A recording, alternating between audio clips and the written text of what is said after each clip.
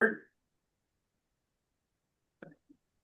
being recorded. Awesome. Yeah. Yeah, so we both have quorum. We've got a full crew here and we've got some folks on Zoom tonight, right? Everybody can Right. hear us on the big screen? Can you hear me? Yes, yes. Bruce, I see Karen. Karen, wave it. Okay. Okay, Awesome. thank you. That's good. Andy, if I may, I've got a couple of procedural questions, just so that I know and we know.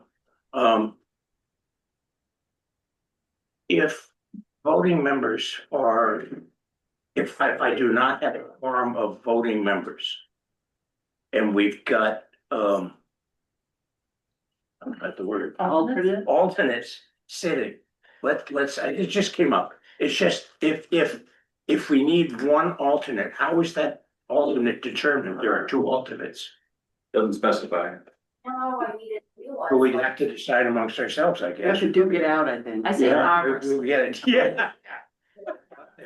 You Jenny can go last. Yeah. And the other Rock, question paper, scissors, maybe? presented to me, was do alternates have to sit separate from us? And I'm saying, no, not at all.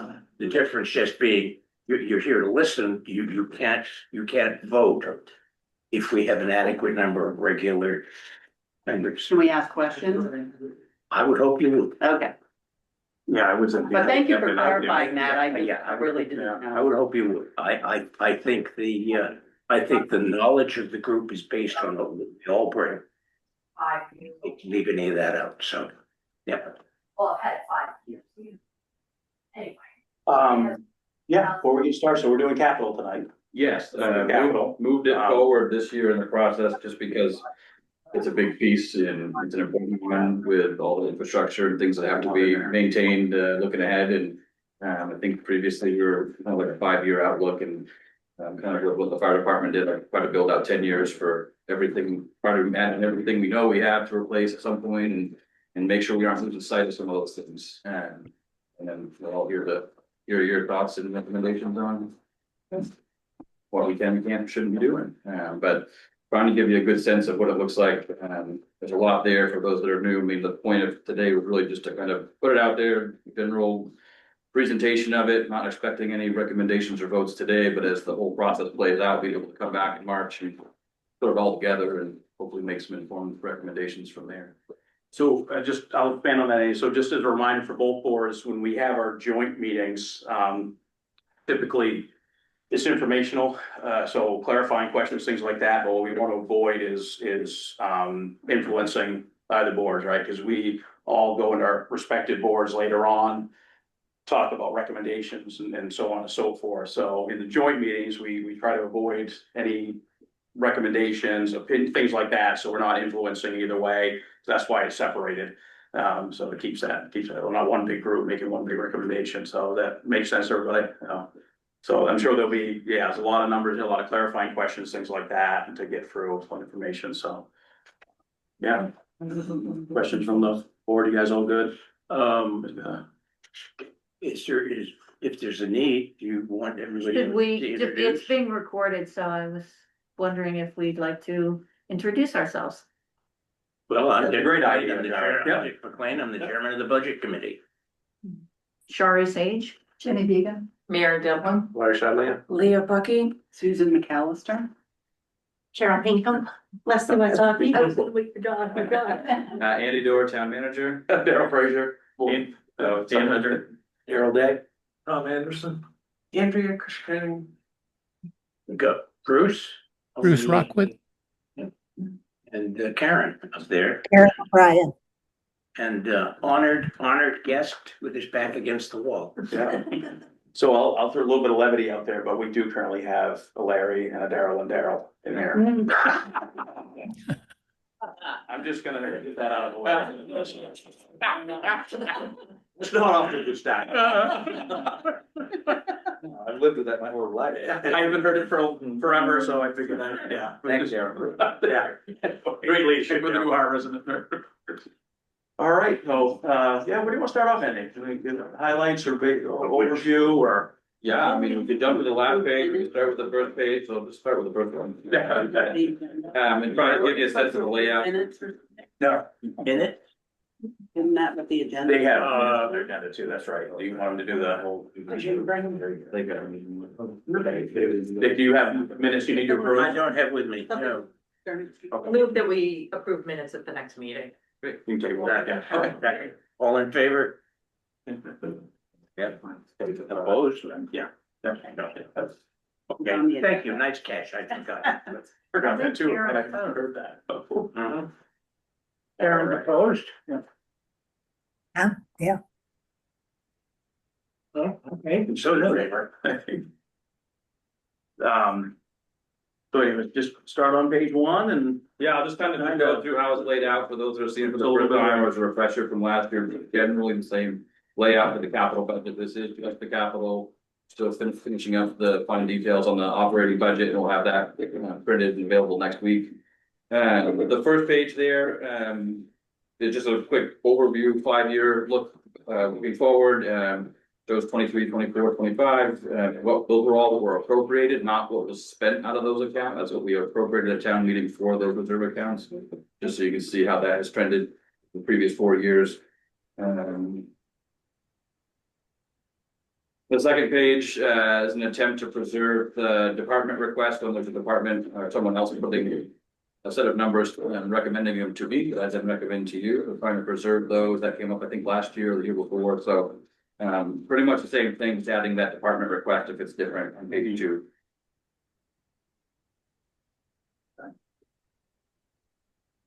Third page was just a 5-year trend. And probably didn't put that in there. I just did it. What's going on? Yeah. The fourth page there, hopefully is helpful for folks to kind of see, that does include some of the expenditures from those reserve accounts over the last couple of years, as well as what was appropriated. It may include grant reimbursements as well in the appropriation column. And so you can kind of see where those balances are as we go through and look at, as you get into each reserve account more specifically, the balance is also carried on those pages as well. But this is just a quick overview of all of them in kind of in one place. The comments on all the way on the right indicate things that I think for the most part this fiscal year, in the case of the RTUs, the rooftop units for municipal building, that was actually, I think, 2 years ago potentially. So tell me again what Hello. our views are? Rooftop units. Fine, I'm online with a Zoom call with the budget committee.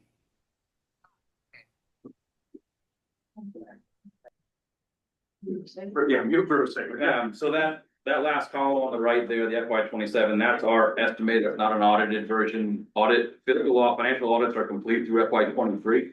And so we went back and just verified and started there and kind of worked forward from that. 24 is being worked on. Once they have an update on an estimated time. No,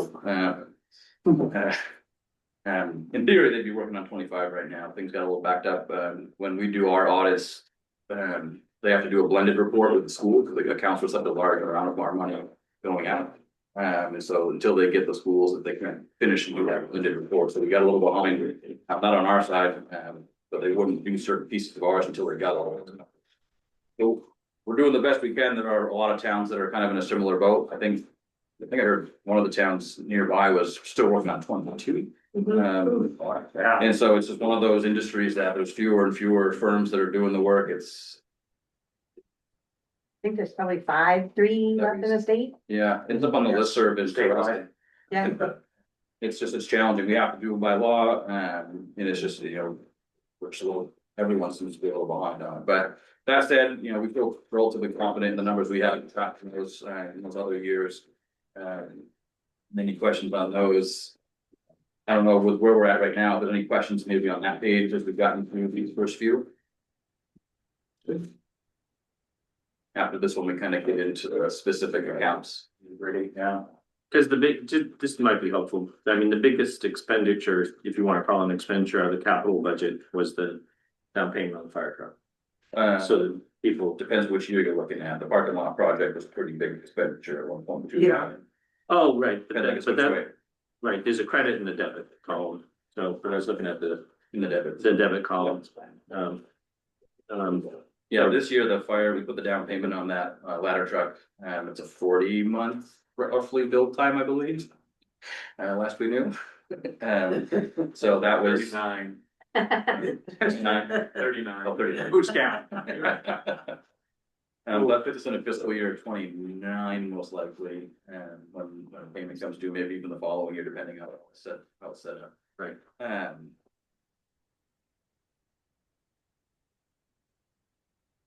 Any questions on what you're seeing there for balances? That's again, for someone's first crack at seeing that probably, and a lot to look at, but.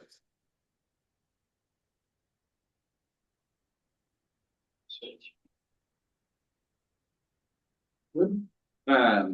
With that, John, do you want to jump to yours at all, or? You're not too far in, maybe we just wait and get through the first couple and warm up a little bit. The only one, yes. Well, fire stations after the, we'll start with municipal building. Again, trying to anticipate, future replacement cost. This building, the town moved into this about 20 years ago. Major certain rooftop unit, we've had to replace one. We pulled the trigger to replace the other two, and the company said, well, there's actually a fourth one up there. But we didn't at the time have the money for the fourth one. And it made sense to try and do them all the same brand. When they replaced the one, that company we utilized no longer deals with that manufacturer, and so I kind of took a derailment there, and then we had the question about, well, what about the third one? Do we try and go for one of the efficiency main grants and change the system altogether? It's run off of propane. There's some dual fuel systems out there that could potentially be considered. They're a bit more, but if there was a grant, so started to look that way. In the meantime, they continue to be serviced. We're able to, we just got to keep an eye on that and think about that third one. I think when we got the quote a couple years ago, they were about 24,000 a piece. Yeah, probably have gone down. Right, roof chimney, at some point, every structure has to have, all these things replaced. I don't have a number in there for that. I think it's worth just getting someone to go look at what's the condition. We have a mix of asphalt, I presume some sort of rubber on the flat roof. There's roof drains up there that come through the wall and out underneath the parking lot, but I think that's worth keeping on the radar. Just standard asphalt shingles are what, 25, 30 years usually with good maintenance. There's no trees crowding into that house, but it's an important thing not to lose track of. Fire station was just done this past year. I think that was about roughly $70,000 expense, much bigger building.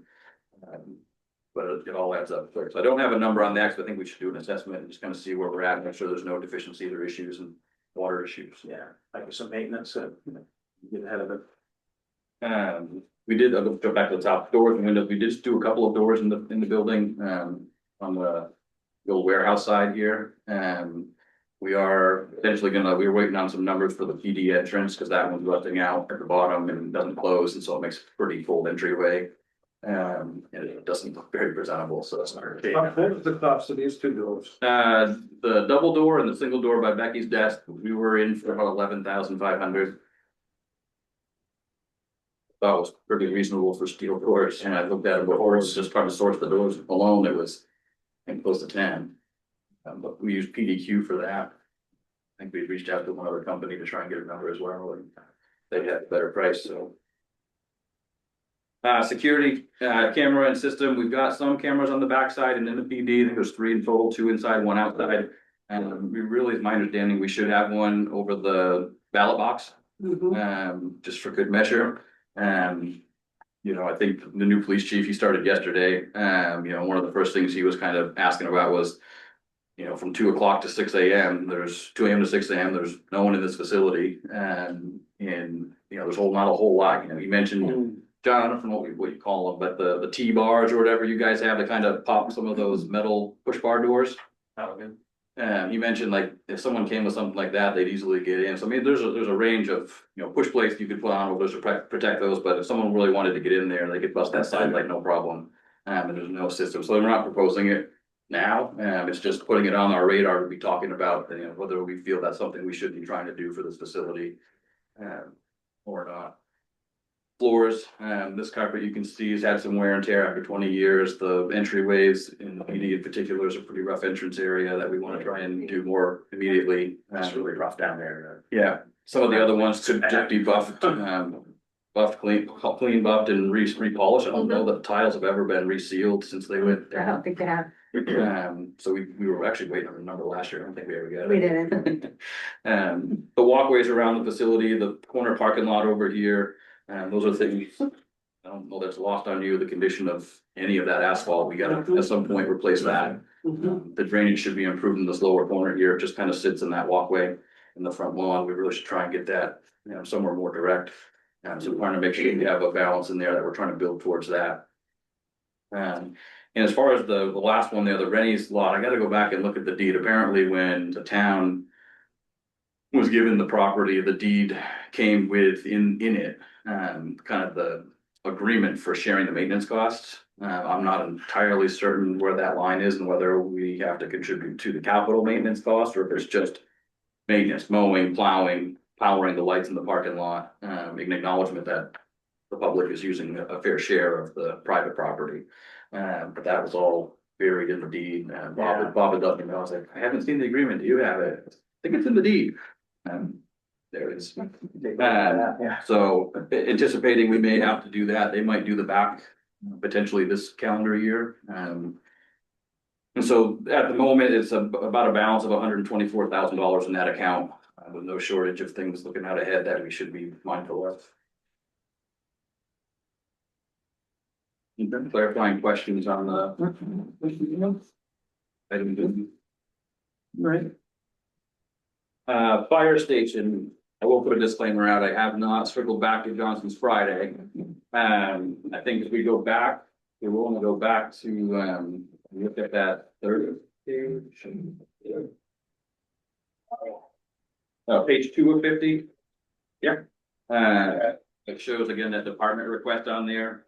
Hoping I got it right, what I chose dash when we met. And I think the only thing that was outstanding was what you thought the estimate for the parking was gonna be, so that was. Yeah. The piece that was left out. So when we met, I had kind of earmarked 400,000 for that. I went back and looked at some of the numbers and unit prices that I run on the paving side of stuff and went to 225. I will say that front parking lot, most of you are probably familiar with the fire station where it's built. It's a bit swampy around there. I think when you get down in there and see the shape is lost, you're gonna want to dig down a bit. I don't remember, John, how deep did they dig on the backside? 8, 10 inches, 12 inches? They went, well, it would vary because it didn't have a slope that actually resulted in draining. Right, So, that was it. I think they had to dig down quite a bit and then they built it back up to get the proper slope. Yeah. So the water actually runs off the parking lot away from the station now instead of the station. So This number might be a little tight with that just unknown in terms of what's happening under there. We have had a structural assessment done on the property, on the building. And, they have noticed that, over the almost 20 years it's been in operation there. 30 almost. That's got some signs of, all buildings moved to some degree, but there were some cracks that were noticeable. And I think in the Bay Area, when you look at the communication room, you could almost see through the brick or the blocks there. So they had the assessment done. Things have settled a little bit. I think best case from what we can tell without doing more significant exploration and digging is probably some settling on some of those corners where the piers were set.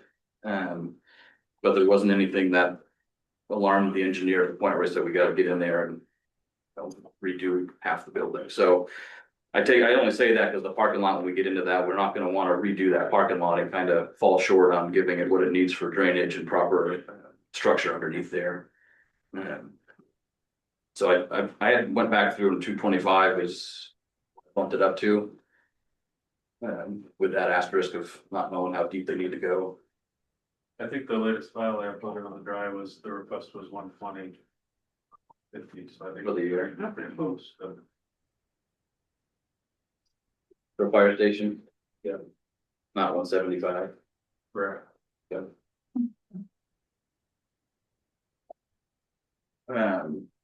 What I'm hoping is helpful is trying to see some of these projects out. Now, I will say the one that's on there that is absolutely what's giving folks probably an update on the housing one. We probably saw that there.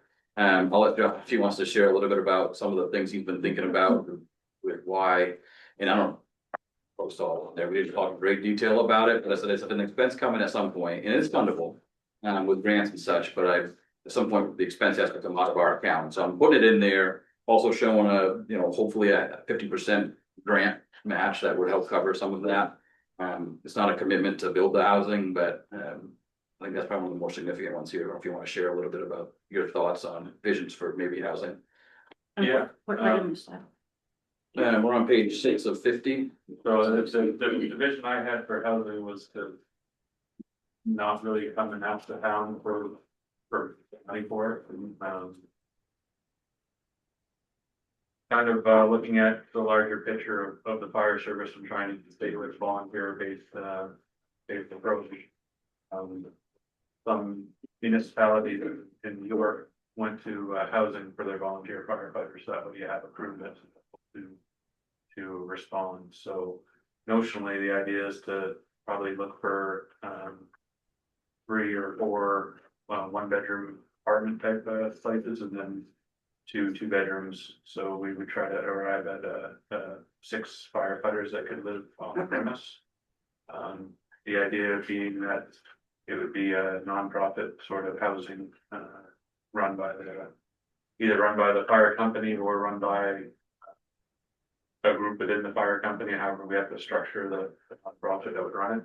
And it would be housing that would be provided for firefighters with a requirement that they think a certain percentage of call range here. So we started the process of trying to see what grants could apply for. Right now, we're waiting for a feasibility study to be conducted between Damariscotta and Newcastle that we got a grant for, to see if the fire station's a good place to have it, or if it's better to put it somewhere else. You know, when I came up with the thought, it was more just for firefighters, but it might be more emergency responding sort of housing if there was someone from the PD or someone from CLC or something. But the idea is not to, at least how I see it, not go to the town and ask them to pay for it. The ask of the town would be that we don't pay tax on the building that is constructed, I guess. So I've never included it in my capital plan because I don't want to hit people with a number, because the idea is not to try to have the town pay for it. With that said, if we did have to go to some different arrangement than having a volunteer-based service. You see what the numbers are to run the PD is between some numbers, what it costs to run CLC.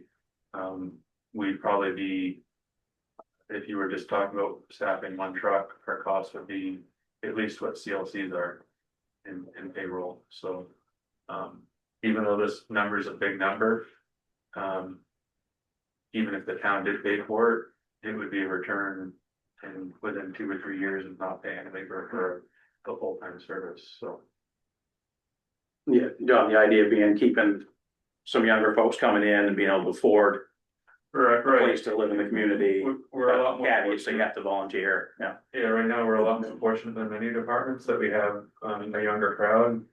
Some of them live with their parents. When it comes time to have to go out on their own, there's not very many opportunities where people can stay in the area. Yeah, once they move out, yeah, you lose them as volunteers. Yeah, And they would pay rent, I assume. they would pay rent, whatever. So notionally, if we were able to get grants to cover whatever percentage and we had to take a loan to cover the rest. The idea is the rent would be based to cover the cost, whatever the year-to-year operating costs, electricity, whatnot, and whatever the mortgage debt was. So again, we're trying to hit a target number that would be affordable for people to live, which with the salaries in the area is that, thousands of $1,200 a month sort of range. Yeah, once that assessment gets done, we gotta get that out soon. We have till the end of the calendar year to be able to do that. I just need to work with Evan to figure out which property council they wanna look at. As well, there's $125,000 grant from DECD through the state to be able to look at that housing opportunity grant. So we work together and apply together. I think we got an extra 50 grand or something. Yeah, we're hoping we can get architectural drawings for a site layout.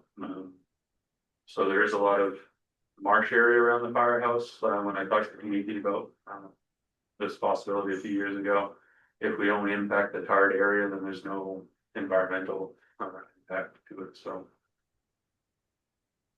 if you're not familiar with the site plan for the fire station, originally all the plans had the town office sitting to the right as you're facing the front of the building, the town office is gonna be attached to the fire station, so. All that was approved in the original plan, and obviously the town office is now here. Oh, that, any other questions on other items related to this reserve account and the project list? Well, I just noted that, you have an item for replacement with potential geothermal system. Hmm. I mean, I see that that's far off in the future. But has there been any, assessment on whether, solar panels, you know, could help with electricity costs or, you know, on town buildings and especially like the rooftop. I rooftop believe solar. the solar field that's out at the old dump is sized to be able to provide for all the town's electrical needs. Does it? No, I think when, No, it doesn't. my understanding was when it was constructed, it was about 85% at that time of the town's total annual needs. If you know, I don't think they wanted to go to 100. There was room to expand on that site. But it hasn't happened or it's not being proposed at this point. But at this point, since we've added other things, it's. When we looked at it, it was 100% of the cost that could be attributed, because you can't do non-metered usage, so you can't use the solar to offset streetlights because streetlights are non-metered, so you just pay a certain amount, so the solar credit's gonna go against those costs, but they could go against the all the metered, so the fire station here, the restrooms and whatnot. I mean, especially if you use more heat pumps for your heating. We don't use any heat pumps, we have a radiant heat floor. So that is conducive to geothermal because you have a lower, you don't have to heat to the 170-degree water temperature, you don't have to heat to like 110, 120 degrees. Mhm. So geothermal is the most efficient method to heat that, it's much more efficient than heat pumps. So that was the system that we started to put away for. And originally we had it slated to be done probably in the next 5 years, and then the furnace died and we had to replace the furnace, so now we've pushed it out to make the best life cycle of the furnace we just put in. Yep. So. So is that solar array functioning now? Wasn't it years ago or whatever, it was not? Yeah, there's definitely downtimes. I mean, I didn't check it recently, but I'm assuming the snowfall we got might be prohibiting some of its gain right now. So who manages that? Sundog Solar. The company that we entered an agreement with, there's a Damariscotta Solar LLC that was established for the tax credit investment purposes. The agreement generally, you know, we have to buy everything it produces. If it's not producing anything, we're not paying them, they're not making the money, so it's in their best interest in theory to make sure it's operating, but there's definitely been periods of downtime. Upwards of, I think, 6 months, when I first came in 22, I think it was about 2 years ago, the power bill that all of a sudden went to. Yeah. And nobody knew why, and the rate was down, it was something electrical. Is animals were eating. Yeah, that's right, yeah. Yeah, we're still paying for power. I mean, there's just a 20 or 30 year agreement that says every year it's gonna go up to this amount. And at the moment, with what we're locked in at with the power supply bid we will be utilized. If we don't have that offsetting credit, we're actually gonna be paying less for the power off the grid than we would for that, but that could change when we gotta go out another year for the reset of the electric rates. What we know is the solar was locked in for a certain period of time and we knew exactly what we'd be paying out in the future. But we're still paying your power cost. The idea was that it would be cheaper. When it doesn't produce, it's. But we've also again increased our clients and some of the accounts it's in, so. Any other questions with the fire station? Highway facilities. But we figured the items I tracked in fact have crossed off, but to show that they've been done more recently, so the bathroom, there is finally a functioning toilet and sink in that facility for the first time ever. And so that's great, the walls to be painted, but we aren't, they could chip away at that. The sand building, the giant dome structure in the middle of the lot, the insurance company came out a couple of years ago, that facility was overfilled. The design of it's not great to begin with.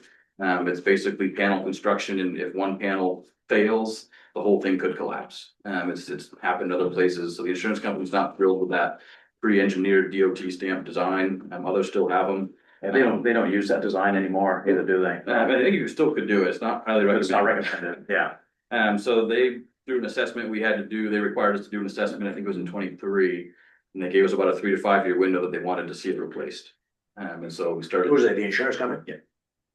And so we wanted to, we had some of the damaged timbers inside there replaced. We did, the crew got a hammer drill and chipped away a lot of the flaking concrete. Initially, it looked kind of minor. By the time they were done, there were voids in that concrete wall, and the 12 inches thick at least, but some of those voids went 6-8 inches. You were into the second level of rebar, and so there's some pretty significant structural damage that we weren't realizing until we got into that. So had to chisel it all out, washed it, had it shotcreted, and then treated it with kind of like a rubber waterproofing Coated. seal on, try and give it some more longevity. But there's definitely some structural issues with that facility. And so that needs, I mean, we don't really have an option to have to replace that. So we've been trying to put money towards that. Depends how big we want it to be, how much material we want it to store. That facility, if it's loaded with a conveyor system, which I don't think it's ever been done, but it's designed to be loaded that It's way. supposed to be. I think it's scaled to have 1,800 yards of sand, salted, treated sand, whatever, 1,800 yards.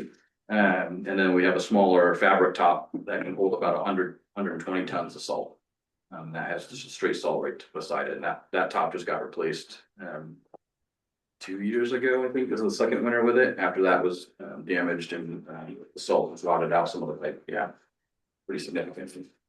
But it's foundation wall, the knee wall that was poured for that's got some pretty substantial cracks that were noted in the assessment as well. So that structure of that foundation of that's gonna have to get replaced. You know, whether you build one building, put all of it in, you know, and have the salt pile to the side, like I think Bristol's able to do that to some degree. And have the sand kind of out in the, back end of that building. It's just a matter of kind of working through the layout of the property is a little challenging. About 1.5 acres, I think, cleared there that we utilize. It's kind of circular, so the dome works well for how it had been cleared, but. Takes up a lot of space, especially if you upsize it. You make that full rectangle, you're taking up a pretty significant chunk of property. So there's a lot more to understand still about that. We're not at a point where we're trying to do engineering on that. I mean, folks that are aware, there was a conversation with the, down in Newcastle to see about whether or not a shared public works department is worth doing. I feel we still need to fund this, because if that doesn't happen, we still have to replace it. Should something transpire with that and grow legs, if the timing works, you might be able to just use some of that reserve you've been raising and put in towards that, our share of that cost. So it's not one way or the other, we've been told we have to do it. I don't think it's an option, though. The state requires us for piles over 100, treated piles over 100 yards or tons has to be covered.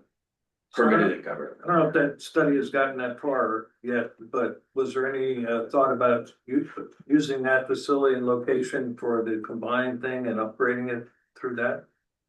Excuse me, one of the things that's been contemplated with the committee is, maybe using it for a place for salt and sand to pick up, depending on, where a property might otherwise be located. You want to try and create low turnaround and dead time with the trucks when you're trying to get out in the winter time. And so, because it is cited for storage, it's possible that it could be utilized for that. It's not big enough property, unless we can prove the wetlands aren't as extensive as they might be.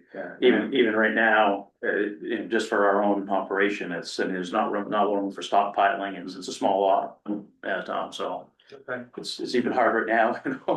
Yeah, right now, a lot of the plow equipment for the season, the contractor stores there, so it's actually a good opportunity to kind of see how we're able to function, work, and then you bring everyone in that have to drive those vehicles. Right in there. And there's a lot less space than you realize to push snow when it's coming down. Yeah.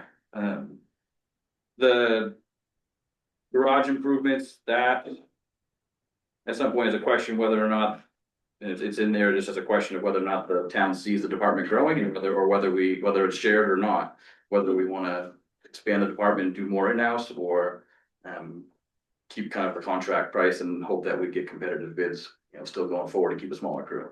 The facility we have now, the dump truck we have, the 550 can fit as long as the plow and the hitch aren't on it. It's basically a two car residential Yes. garage. Right. Yeah, it's not, there's no room to, Yeah. and we have multiple outside storage container, things like that, so it's kind of a hodgepodge of buildings and equipment out there, you know. You know, so that one warrants a lot more conversation, obviously, but it's an amount of money that, you know, the theory of, you know, upgrading that facility to some degree needs to happen at some point. So it's just putting that out there so folks are aware of it. The scale at which it happens is, again, obviously a lot to fill.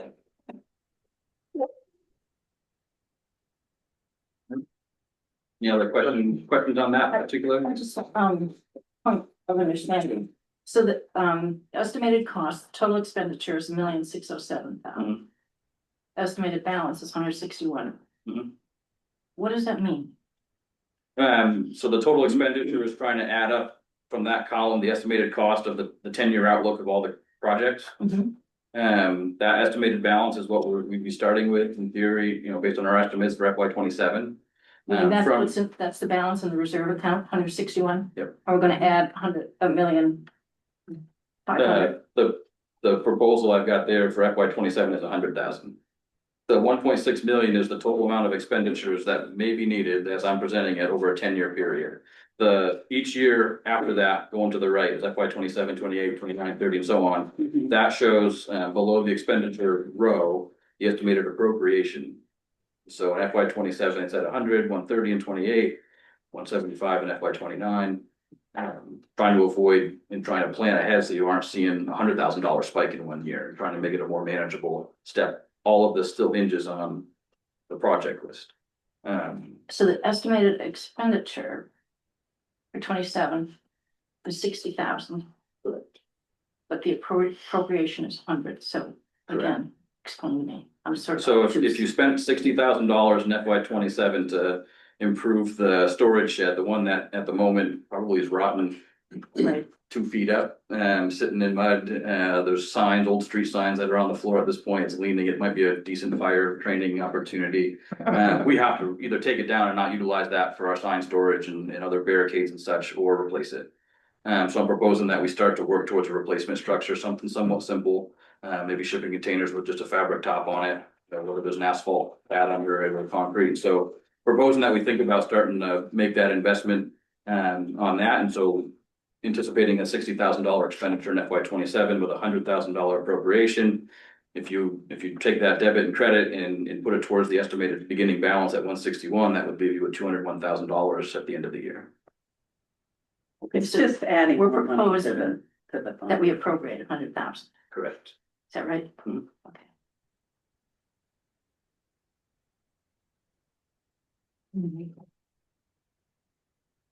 Waterfront, nothing terribly imminent on that. The parking lot surface at some point now in 10 to 12 years probably has to be redone, as every asphalt surface does. The dock replacement, I have that in there. We have been fortunate to get a grant from the state the last 2 times at least. They were just all replaced over a 2-year period. And so hopefully, I'm hoping we're getting 10 years out of those. Depending on the year, they are pretty heavily used. They get pretty banged up depending on what's coming in there and how people treat them. The maintenance of those is something we carry in our operating budget. But the total replacement cost of those, I'm estimating 300 grand. Depending on the size of float you're getting, I think today's price is about 12 to 15,000 with what that is, maybe 10 at best. If you're doing it yourself, maybe a little bit less. With a crew of 2, it'd take a couple winters probably to build what we would need to replace those. But there's a bunch of ways to try and do that, and we'll continue to try and get the grants. But I'm just trying to show that there is infrastructure that we do have to replace at some point in the future. And this proposes a 10-year replacement cycle on those. The boat launch, again, that's something I don't want the town to lose sight of, that everything that just got resurfaced, it didn't get reconstructed this past spring, fall, whatever it was, but it did get resurfaced with an 1.5 or 2 inches of asphalt. So that should buy us a fair amount of time on that. Down below, at the low tide line, there's a lot of scow marks, that was starting to be pretty significant. There was some riprap that we did put down at the bottom of that because it was a pretty significant drop. So we're just trying to keep that maintained for now. At some point, like every road bed or sidewalk that does have to be replaced. That may not be in 10 years, but at some point we need to be mindful of that. For the parking lot, maintenance, is that somewhere else for repainting of lines or? Operating budget. Yep. Mhm. Park improvements, I just put that on there only in the sense I know the town's talked about the idea of a boardwalk. I don't know if that's still a very much a front idea that folks want to have. This is more of a conversation piece. That's one there that certainly could be reviewed and maybe it changes the appropriations. For FY27, there's no recommended appropriation for that. I think some of this stuff, at least as of today, there are grant monies for infrastructure for waterfronts that I'm hopeful are still in existence and when the town needs to do it for future. So just be mindful of that. But the 1.2 million is a very hopeful amount of money from grant offsets out in the future there.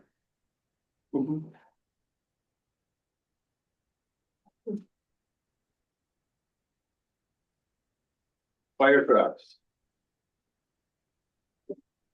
May or may not have a no accurate number. I don't think I look back at the apparatus list again after we talked. I had the 1.6. Is that close on the next truck? Assuming a 6% increase a year, yeah. Right. That's a piece that I don't have really any idea on. I know that the replacement for engine one right now would be probably just shy of $1 million to get a similar equipped truck. So when we look out, I think that one is 10 or 15 years for the replacement. So compounding interest that's even 6% ends up being a pretty large number. So we're trying to arrive at is replacing a truck about every 10 years is what would be ideal, having 3 trucks and trying to get into 30 years. So somewhere in the 8 to 11 year range of replacing between trucks. So the ladder truck will be replaced in 3 years. So we'd be looking to do the next one in about 11 to 15 years away. So when you, I didn't print out my thing, Andy. We can print it out for them. John does a great job for those that are new this year, haven't seen it in the past. I don't know, about 15, 20 page, kind of a much nicer capital improvement plan with much deeper explanations. It's a great piece, very informative, so we can get it for them for the books. Yeah, going off memory, if we look at the replacement cost of, we have 4 fire trucks, we're planning on reducing to 3 in the future. So if we take the current year replacement value, the ladder truck we just ordered was 1.76 and 2 pumpers at about $1 million a piece. You have, $3.75 million worth of equipment. And if you assume you can get 30 years out of them, you divide that by 30 and we need to be putting away, I think that it's $125,000 a year is what we need to be putting away to be able to make those purchases. So that's current year dollars. So that's basically what everything is built around, other than this year. I had a much higher number than that I was recommending. On this one you did? I think so. So I think I had it at 200 and yours was lower than that, I believe. We were, last year when we presented it, the idea we had was if we have to bond the remaining balance. I had 185. 185. And if you have to bond the remaining balance when it comes due in 3.5 years, how do we want to get to the point where we're not going to see 100? I think we're about 120. You're estimating on an annual payment for a note. My plan was trying to arrive at a bond of $700,000. So we paid $500,000 down. It would be paying $560,000 in cash and bonding the $700,000. I think over a 10-year note, that's about $110,000 a year. So the idea last year I had talked with John about trying to annually increase this, keeping that base value for the other trucks that we know have to be replaced in the future, further in the future, but trying to over the next, say 3 years, maybe 4, get that allocation in a more meaningful jump each year, rather than waiting for year 4 when we know it's coming and all of a sudden having $150,000 on this one payment and seeing the spike happen. And so if we were doing 50 grand each year leading up to that, we'd be able to just shift the allocation to the reserve account and then make a debt payment with that extra 150 essentially that we built up to. And with the 3 capital accounts for the fire department, that's what the plan currently shows is FY 29 dropping the $110,000 per day for the debt service of the truck. So. So I'm confused. What's the difference between the 185 nature and the 110 that's in the appropriation? Today's perks are such that we don't need. I just defer that question to you. It's not just didn't get carried over into the. Yeah, we had just talked in greater detail on Friday and I admittedly didn't go back over the weekend with the storm and such to go back and look. That's a good point. There, sometimes there'll be some updates, things will, sometimes getting stuff together and whatnot, there might be some holes in it, so. And he tries to fill them in, he doesn't have all the information, but usually if there's a change, they'll get it out there, so so that's a good example, or. The one right there, I am recommendations. optimistic of some other creative ways we can get that payoff balance when it comes due down, so it's not all a tax impact. If the TIF account the TIF account the town has created, which is an ability to capture new value and development. So if you're unfamiliar, if the corner of School Street in Maine, almost all the way, I think, back to the Biskie and Maine corner, and it encompasses goes behind all of these buildings and properties and includes the new skilled nursing facility, and then the Piper Mill apartment expansion, should that happen. Any new value added in construction just gets sheltered in that account. In that account, one of the things that we had talked in approved funding is 10% of a fire truck.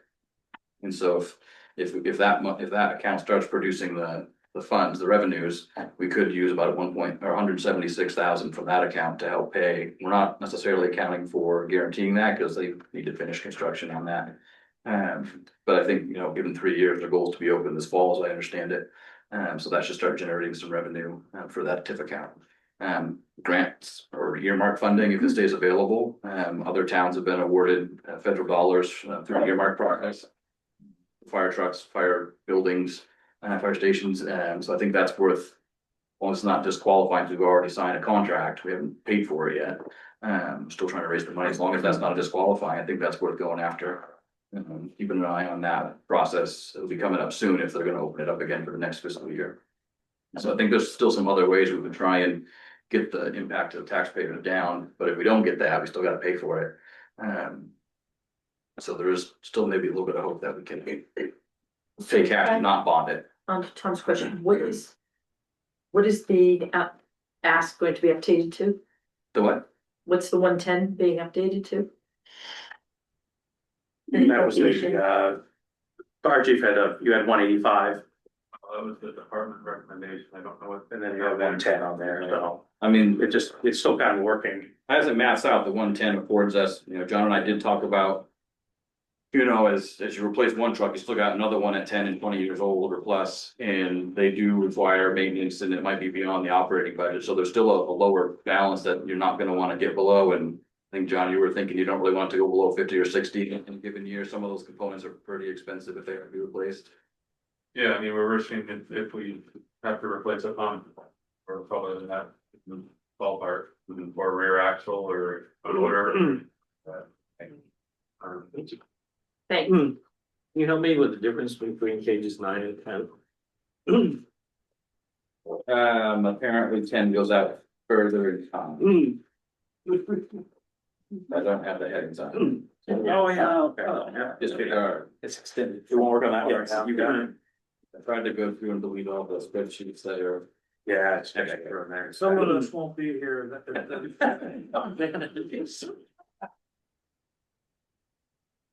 For fire equipment, with probably some updates on that as well, I'm guessing.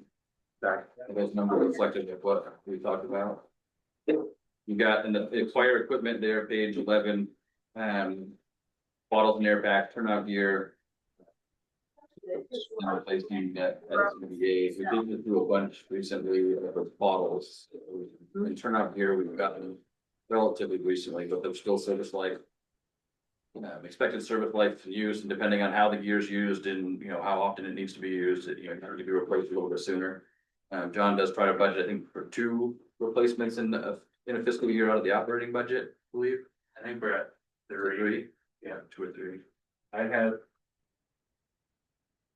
had different numbers. I put that spreadsheet up after our conversation Friday, so. We can update this one for folks. Do you want to hit the estimated cost for those items? Yeah, FY 29, 45,000, For the SPBA's? yeah. 31 was 67.5. And 33 was 37,000. Sorry. What was 31 again, sorry? 37. 67.5. 5-7? 67.5. 6-7, all right, oh, close. Sorry, I didn't go there.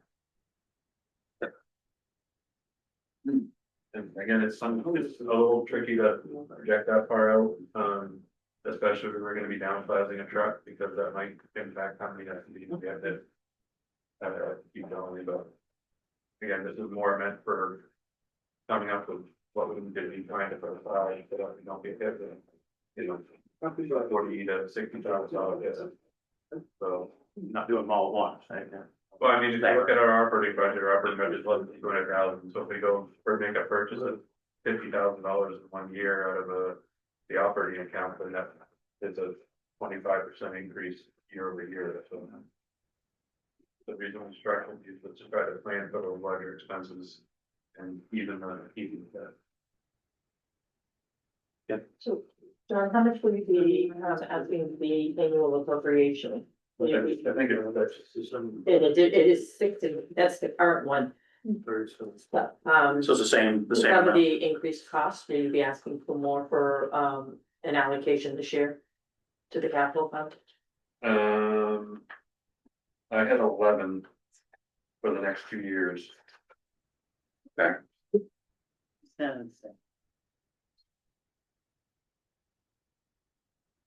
Yes, so. So what could, I mean, as things change a little bit, you can update the spreadsheet, and if we have to change out. I mean, I'll certainly update his call, yeah, On certain things, yeah. yeah. Obviously, Um, first draft. Those of us who are keeping track of these things online, we have to put them in here. Getting a new sheet of paper isn't gonna update it here, so is there a way you can highlight? If you're making any updates or changes, rather than just give a new sheet? Thanks. Thank you. Police vehicles, named police vehicle. It's a more, general police reserve account, we renamed that a couple town meetings ago, so we didn't have one for equipment, one for vehicle. It's just a generic kind of police reserve account, and within that, the replacement of the cruisers. The replacement of, you know, body cameras, transport cameras, some of the bigger items, that come up 3, 4, 5 years, you know, out. And then some of that mandatory equipment, if you're buying kind of group purchases, they can get pretty pricey, so being able to utilize reserve account balance to buy a group of bulletproof vests, or replace all the guns potentially in a year if they need to be upgraded. And so this is just, again, looking out at those, the plan had been to try and replace and keep a cruiser on the front line for 4 years and then let that become the third vehicle, utilized more generally, amongst the folks downstairs to go to trainings, for the chief to utilize, and that kind of thing. In 4 years' time, we're putting about 20,000 miles on them. So you'd be shifting that down to a lower use at about 100,000 miles. The 2022 F-150's got about 95 or 100 in that ballpark. So we're right on par with that 20,000 a year. You get beyond the 100,000, the way they're used every day. I mean, you think we're in here, what, 16, 18 hours a day? Presumably running the trucks, either on the road or at least idling, for a good chunk of that. So, it's a matter of whether the town wants to invest and keep that 4-year replacement cycle, so they're always in good working condition. And that's how this is set up. And so it would be the shift in that 2022 to that third vehicle spot this coming year. We stay on that. The last truck we bought, in 24. I think that was all in about $71,000 or $2,000 by the time you bought the truck, sent it out to get all the wiring and electronics put in it. the cage, everything that needs to be done, it'd be outfitted. So the Explorers, and that's a conversation that the new chief can have with the folks downstairs and propose maybe something different. That commonly it's either the Explorer these days, the F-150s or a Tahoe. I think last year when we talked, 2 years ago, we talked about the Tahoes were another 8 or 10 grand, I think, over the trucks. They were, The trucks were about 4 or 5 grand more than the Explorers. And so we're not committed to one or the other, but just whatever makes the most sense for what we've got to maneuver in here. These trucks are really expensive. I mean, a lot of other departments don't have so many trucks. You know, they Yeah. use cars. So Some, why are we using? some all do, this some stuff? don't. Yeah, I mean, you can go to Wiscasset, they've got I think a truck and I think a Tahoe now and a couple of Explorers. Explorers are very popular. With Waldeboro, I think runs mostly Explorers. They might have a truck as well. I think I've seen. Wisconsin, I think it's Explorers. They've got a mix. Did they have truck too? Yeah.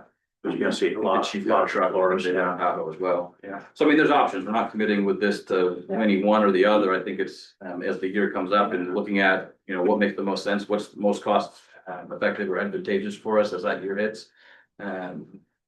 Some of it's preference, some of it's just maneuverability. I mean, trying to turn that truck around on a vehicle that you need to turn around on is pretty challenging in some of the narrower roads we have, whereas the Explorer can do it a little bit better. That was noted in the assessment that was completed by the. Yeah, it's definitely.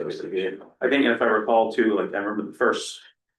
Oh, we had a Dodge and we went to the first truck and it was, you could put emergency signs and things in the back, which you can't do with an Explorer. And then higher ground clearance, we were looking at camp roads and things like that. If they had to go down, an emergency or something like that, the Explorers are a little lower the ground. So, but it's kind of a toss up now. Of what works for the department, so you could see going back to Explorers and they're a little bit cheaper. This is priced out to assume it would be a truck, but it doesn't have to be when the year comes. If by chance they're about 4, 5, 6 grand less to have the Explorers, and that's the way the department board wants to go with it, then there's obviously some savings there. I recall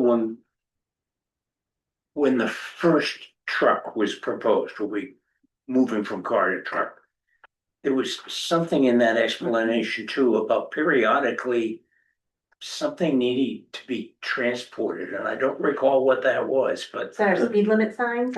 Yes, that's We had to right. hang up the speed limit signs, digital signs that kept. There was a little trailer. Yeah. Yeah, they had to haul, that's right. Yeah, okay. Yeah, and Yeah, then there was resale. Yeah, there was something that a car couldn't do. Yeah, that's right, Jack. That we were a little hamstrung about, yeah, okay. And resale value was considered, but I don't know if that's even a issue anymore. If you're looking at a truck over a Ford Explorer, but I don't know. Yeah, Do we have that need anymore for a truck? Well, that's the big question, maybe not. And that's something the department would have to Well, figure when out. the new But police chief and the Yeah. expenditure not until next year, that can be decided, you can come forward with recommendations at the budget time next year. yeah, Explorers are cheaper, though. Yeah.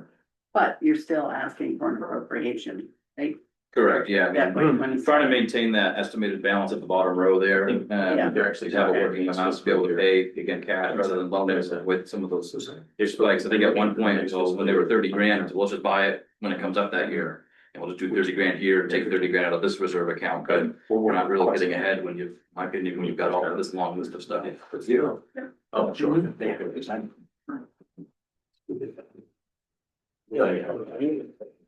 Highway truck. Yeah, they only have two. Indeed, we're gonna have 2 trucks plus a spare and the chief's car. No, 2 frontline vehicles for patrol, and one third vehicle. So you get rid of the other one. What? You get rid of the. Oh, I thought I heard them say they'd use it for, going to training, Third that they'd vehicle be a would get third used. Yeah. vehicle, so we'd have 4 No. vehicles for 3 our. vehicles, Three. third vehicle, What am I missing? there's 2 frontline patrol trucks or Yeah. vehicles, I'll just say. And the chief's car? Right, 3 vehicles, that's it. Okay. Every 4 years, if you're replacing your front line, because we're getting about 20,000, if the goal is to shift it out, right? You're gonna take that one to be shifted and make that the third car, you'll get rid of what's currently Oh, the third. that car. becomes. Yeah, the plateau. Okay, Yeah. that's where I misunderstood, thank you for clarifying. Unless the department were to expand, I think the 3 generally works, it's not often where you've got 2 people on shift and one of the people without a service. They do go out of service at times, You know, but having generally one person on and the third vehicle available, they're able to kind of plug and play. So unless you expand the department, it works for the most part, as long as you're keeping those vehicles in good working order. Thank you. When we only had one vehicle. And at that point, then I think it was George Hutchins. Proposed that we keep that vehicle as a second vehicle. It hadn't been done. And his biggest single problem was there was only one vehicle. If an officer were in Wiscasset at the courthouse, all the people who shouldn't know would know that there was no patrolman on duty in Damariscotta. Oh, George would put his light on And it. he needed the second vehicle. Little car, I was rambling. Yeah, yeah. That picture could. Yeah, I've seen that light come on behind me. Keeping on the trend of trucks, vehicles, highway truck, we've got the one, the F-550. It was a 2018, it's only got about 60 something thousand miles on it. The last couple of years. So one of my ones, old truck. To say generally, it's kind of hard to say exactly what we spent on maintenance on it. The mechanic we utilize primarily is generally really reasonable and good to the town, but it also means we're not seeing all the costs. We've had to take it to a couple other places for some more significant longer term work. It just came back and was out of service for I think 3 weeks most recently, as we had some of these storms. I think I had John look it up. Since July 1, the fiscal year, we've had that truck out of service. I think it was 79 or 80 days out of the 140 that we've had this year. Is that a diesel in it? Yeah. That's part of the issue. How do you we're solve seeing. Emissions. Yeah. And they're right there. It is, yeah, we've had the discussion before about going to gas at this point. Gas. Yeah, How did? Yeah. Okay, on a newer vehicle. So I think it's something that we almost, I almost took it to the board a couple weeks ago when it was at Wiscasset Ford getting some work done. They had looked it over, gave us an estimate for some of the work that they knew at the time needed to be done, about $5,600, a list of things. We got a call from someone from the sales team, within 10 minutes of that other quote coming in. And they said they'd offer us $43,000 for it or something. And I sprang to the board to just take it. But it wasn't anything that we could just pick up and go that week with. It would still be out of service with a vehicle for probably 2 or 3 weeks while it went to some place to get fitted out with what we need on it. So it was probably a little too good to be true. We just got the repairs done, but that was about, I think, $11,000. So I think we're at the point where we're spending. $11,000. If I can tell you, it actually had all the invoices, we're probably in the $12,000 to $15,000 mark on that truck, and so there's just some things on it that are. Some things that have never worked, it's not the end of the world not to have the AC, but for those 2 weeks in end of July and August, it's pretty brutal on the crew. We've had winters, I think my first winter, the heater wasn't working on it, so it became a little tricky to defrost their windshield and go safely plow, so it's just a myriad of things, and not the end of the world, and those things can be repaired. The question is, do we wanna sink the money into the 8-9-year-old truck with 60,000 miles? And this and is replace the it and thing, try and that's get a an good old value? truck.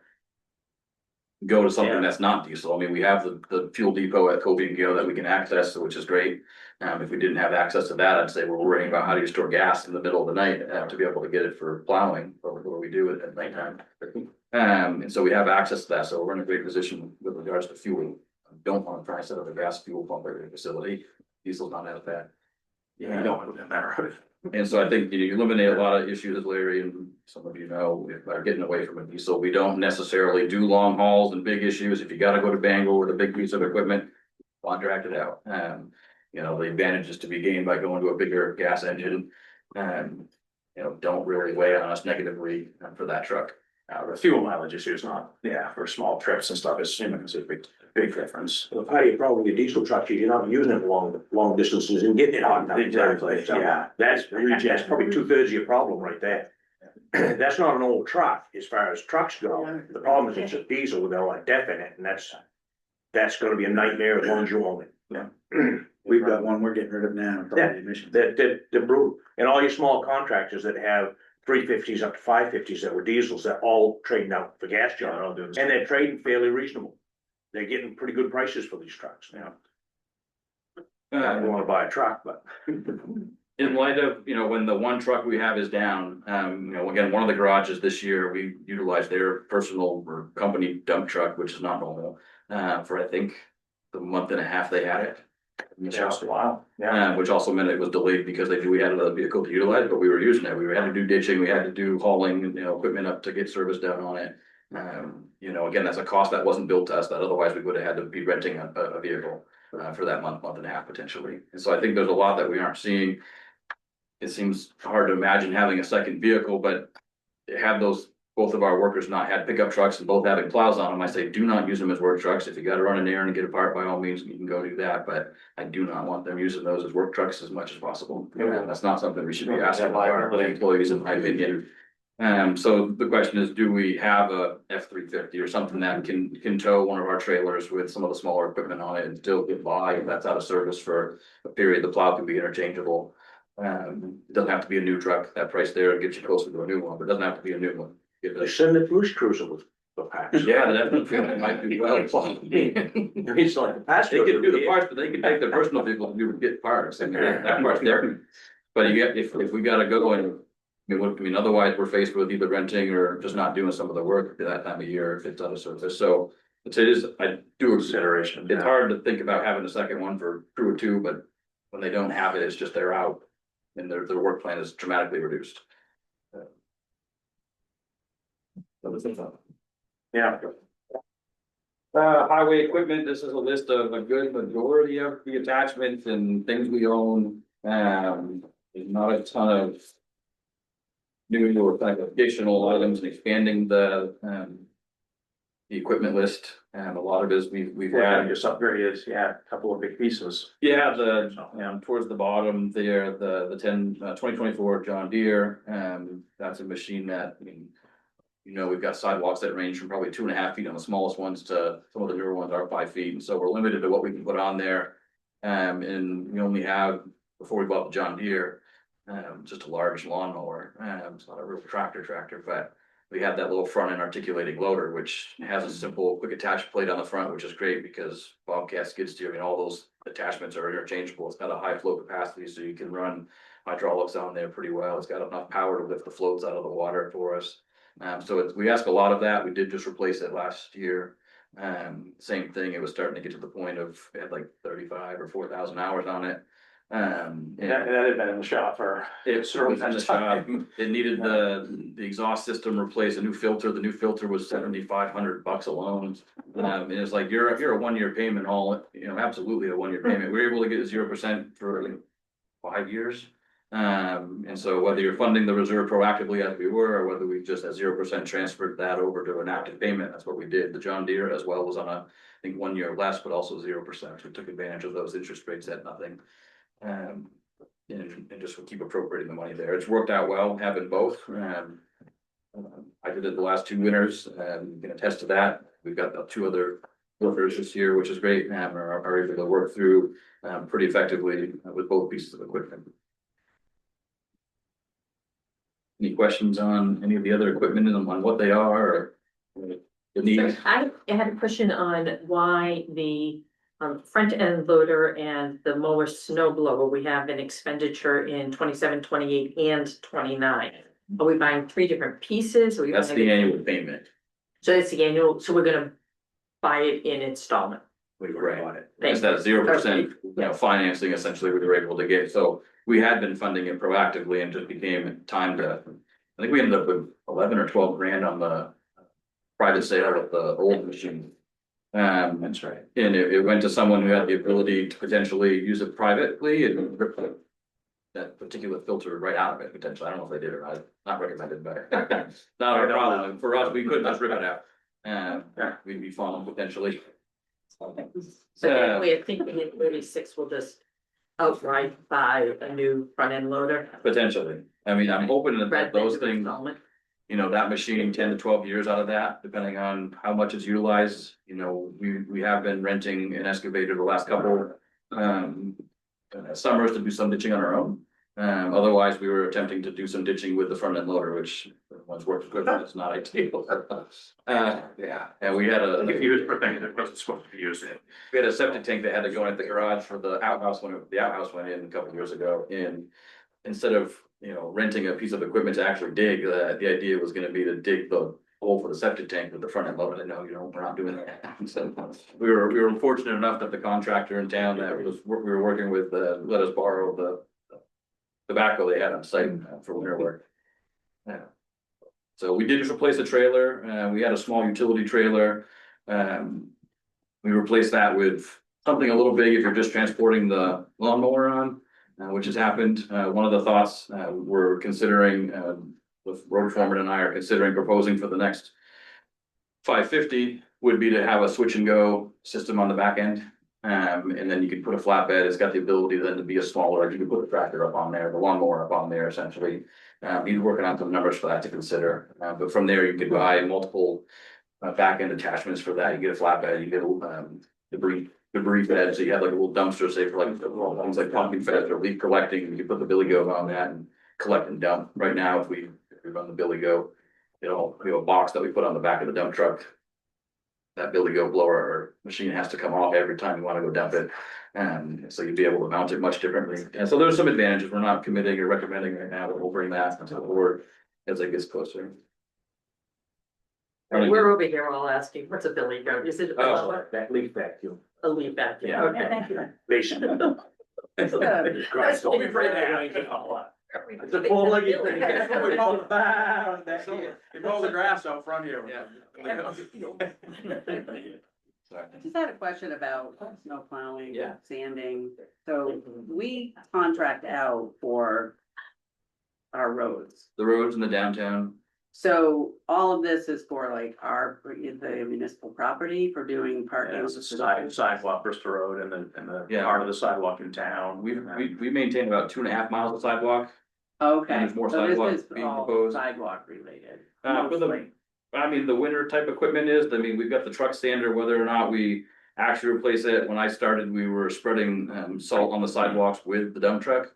And Kevin Burney had modified the chute on the back to put like this little chute on there, off the back of the spinner. And so you had to have the spinner engaged, but it was just kind of disconnected and you still plugged it in so it could run the system, but then you just hook this little chute up to it. But in order to reach the sidewalk, you had to drive on the sidewalk. And so we stopped doing that. We bought some salt cubes for the front end loader, which are much more efficient and safer and better.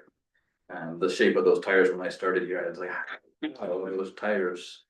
So I call it the geosphere. I mean, there's bulges on all. I'm like, oh, wait, get on the curb. Like, well, for what? Well, for crack pick up or something, we don't need to be mounting the curb. You run the risk of popping your tires, you got nothing. And so we've invested in some of this equipment. The truck sander, again, when it comes up, it's a question whether we do or not. If we're still doing the same thing we're doing today, maybe we don't do it.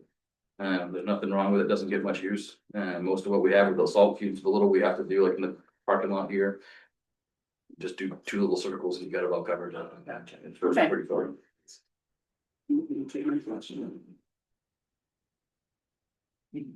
Sidewalks, some of these have been talked about for a long time. Some of them have been built and need to be replaced again. Yeah, I don't know if folks, I know some of you walk more often than others. Hodgson Street, I've been very not pleasantly surprised to see some of that crack open up in front of the apartments there. Last year it was cracked. This year it's really opened up.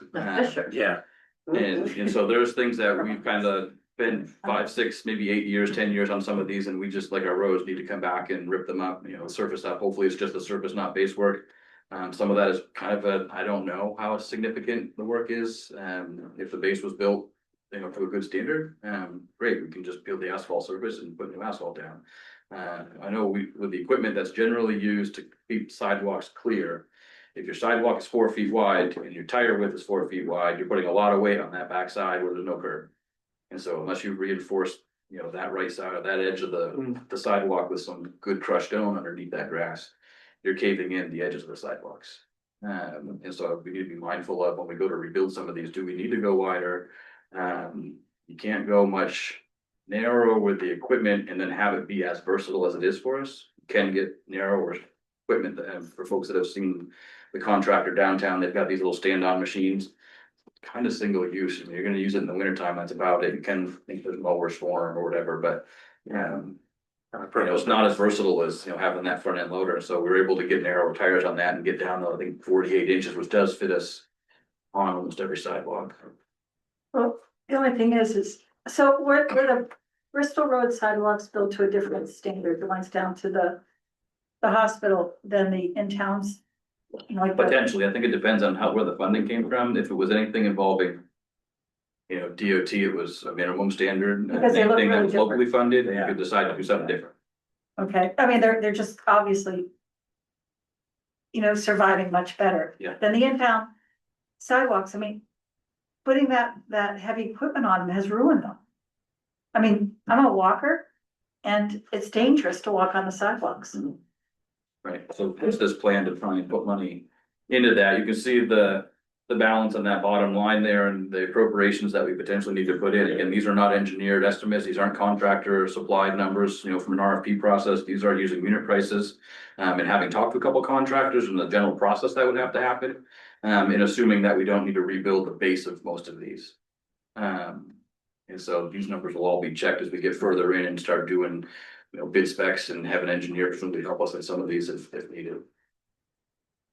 Maybe for the sidewalks that we're going to be completely rebuilding, are we gonna go to the 60-inch ADA, or are we gonna just do the passing spaces every 200 feet?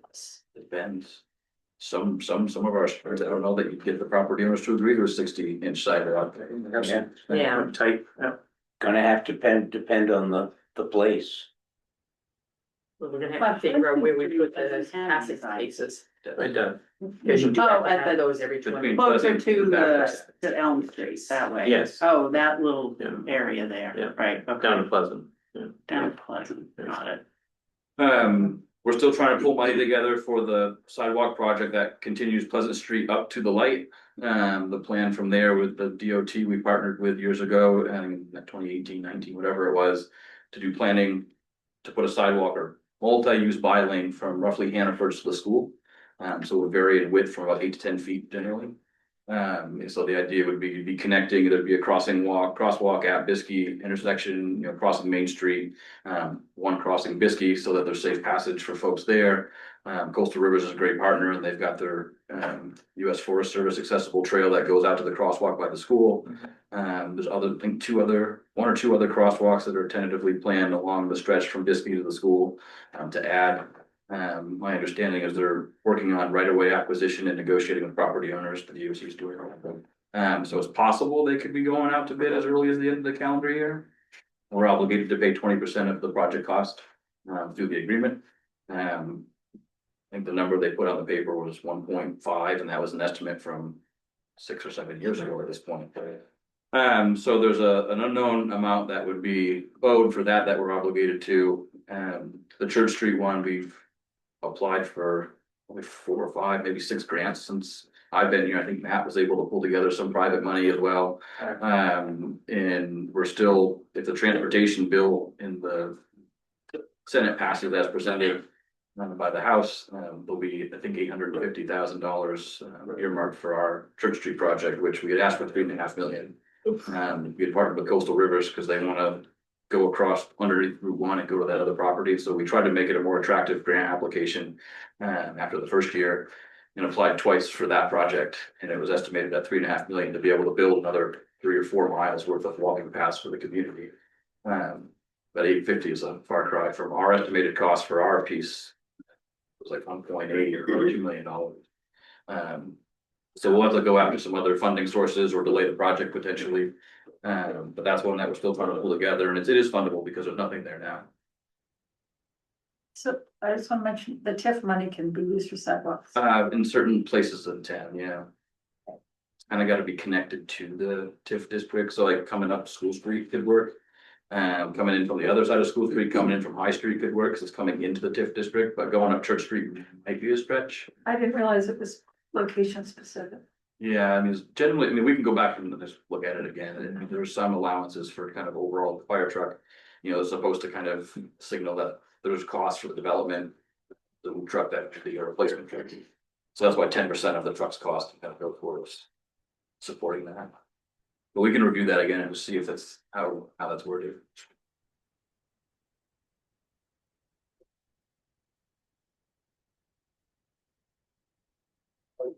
The Church Street, that's just the balance that we've had from some private monies that came in that was earmarked specifically for a Church Street sidewalk project in our books. I think in total it was about close to $250,000 that's coming privately for that project. To make sure a sidewalk goes from the intersection here at School Street up to the light. Given some of the accidents people had in the past. Bike resolve, that was something that the board passed after PSAC, that Safety and Accessibility Collaborative presented a couple of years ago. The hope and vision is to, on the state aid roads at the very least, improve the shoulders with ideally at least a bike lane. Well, hopefully a bike lane, at least some significantly improved shoulders. Cover the shoulder.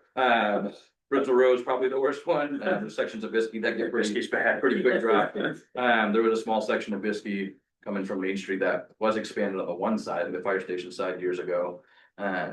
But so that, given all the other costs, I have not recommended that there's money that goes towards that now. Some of that is fundable with grants if we can go after them and have a good vision. Some of it's timing it with the state's next capital improvement and being ready to put our share in. They just did LCP, just a light capital pave, very thin surface on all the state aid roads. I don't think they did Center Street recently. But the Biskie School and Bristol Road was the most recent one. That was in 24. Summer 24, I believe, and then the Biskie and School were done, I think, in December 23. You'll notice that there's cracks back through those again, so such a thin surface. The road beds on both probably built in places. But the idea there is, can we fund it? How do we fund it? Do we want to be prepared to be able to have a match when the state comes in again? That's, maybe it's in our operating plans. Not ready.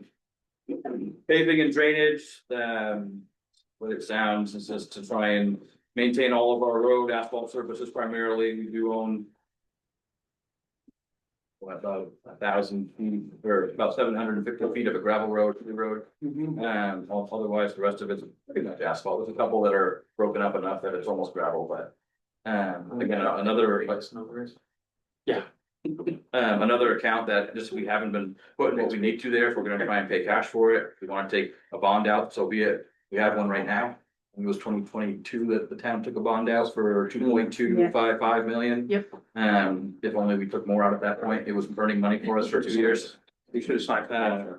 Things you can't tell. I think the interest rate on that was like 2 or 3%. Wicked, yeah. And I think it's we, 1.75. well, we had a period of time for over a year where our bank accounts interest rates were hovering around 5%. And so that balance was sitting in there earning money, essentially, and allowed us to do some additional work on miles. That's kept me up, not asking for more. We went up from 2 to 2.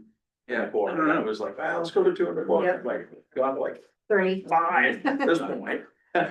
So that's a number separately reflected, not as a reserve account. There is a balance, like, I want to say it's like 700,000 or 800,000. Some of that money is earmarked for culvert replacement down here at School Street at Casper Brook. Some of it can be utilized for, I think, Church Street initially thought of, and so some of our matching funds for the CBS or earmark grant would come from that balance as well, so we're trying to stretch it as far as we can.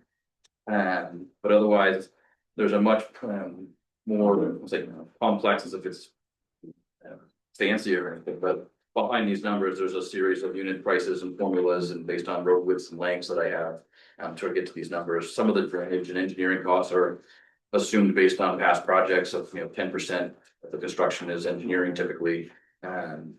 Drainage can be kind of an unknown. Lester Road, for example, the mile and a half, mile and a quarter. In if anyone stopped to look at culverts and many of our roads at any point, most of those don't have a bottom. They're typically still all metal. So fortunately the road's holding up, but we're on borrowed time essentially once you've lost your bottom. So that one's one of the bigger costs. It all depends on what you want to do with it. I mean, the drainage system on that road was never built. You got a lot of trees to clear if you want to put ditches in. We keep it the way it is, narrow, and try and work within that width that's through there. We're gonna continue to have shoulder issues. If you can't get the water, sloped away from the road. Those culverts, I think there's one that might qualify as a stream, but it should be a small, might be needed. Otherwise the state requires us to have typically live or open bottom culverts now. The bigger structures tend to be more of a precast structure or a built bridge if it gets a long enough span. Newcastle's going through that. I think, what was it, Lynch Road or Lynch Road? They're replacing one now. They're going from a box culvert at this point to a bridge. That based on, that's right. The engineers may have slightly underestimated in the past some of the flow, the velocity of the water coming down through there. And then we're toll booth up. Yeah. Bridges are cheap. $2 million bridge. I think with Lesnar Road, those crossings tend to be small or diminished, small enough that you might just be able to get a 36-inch, 48-inch, maybe bottomless pipe, and you'd get away with a lot less of a cost than a concrete structure. No bridges. Still some permitting, so there's still, as you get closer to needing to do those, there's a lot more cost to really fine tune and know you need engineers involved in something, a road like that. Some of the other ones, if you can keep them in good condition and do overlays, School Street's a good candidate for getting an overlay on it soon. There are some cracks opening up on that. It's a mess right now. Yeah. Oh, yeah. Oh, the other side. Getting close to Bristol Road. Yeah. Yeah. This section we own, that section's a state aid one, it was just overlaid 2 years, 3 years ago. So if we're trying to keep some of those good roads good, the bad news is we haven't been putting anywhere near enough money into that account year over year to be able to pay cash for these things. And so if you're taking the bond or note out on $1 million, you might be looking at $300,000-$400,000 depending on the interest rate over that period of the loan, depending on how long you're taking it for. That's just practical cost. So do we want to try and build these to a point where you're avoiding that cost in the future? The paving one, I think, is a big enough for, we might not have a choice. Can you get the annual appropriation high enough to be able to afford that payment? So when I look at like a fiscal year 28 expenditure of over $4 million, Yeah. it's not out of the realm of that you might have to look at a bond for that. Yeah, I don't, this is as much an exercise in kind of sharing what all the capital expenses. And again, we own these roads, we have to maintain them. Right. It's as much a realization, I don't have a good solution, we either bond it or you raise it. Right. For some of these, you might get grants to cover drainage improvements on, if there's stream crossings, you can get some grant for those, but you're not typically gonna get a grant to repave a rural road. If you're adding bike lanes, maybe help with that. Yeah. Once you're expanding, it's not there, adding something in. It's a big number. It is a big thing. I don't see that we're able to afford it, because I haven't run out what that debt payment would look like annually at that point, because. Because again, I think it's worth knowing, like, do you want to build that annual amount high enough to be able to pay the debt service, or do you stop actively funding the remaining road work? Essentially, you always just have to take a bond out potentially for a while. Right. So, And then there's the question of does it have to be done? Yep. And so maybe you have no choice. I have a question, just a simple one, in the second column, the numbers, the ones and the twos, okay, So those were 18. 18 and 19, the third column over there, I didn't label it parent, maybe I did on the. So those are kind of proposed treatments for those roads based on the road surface management software that we bought through the state. It's a pretty simple 6-metric scoring of your road surface, how much alligator cracking is there, what's the drainage like, the severity of, it's a pretty basic thing, that's why I've done that in, I think, 23. And that's the output recommending that type of trim. It might be a difference between just a simple overlay, something that's being, maybe rehab or preventative maintenance.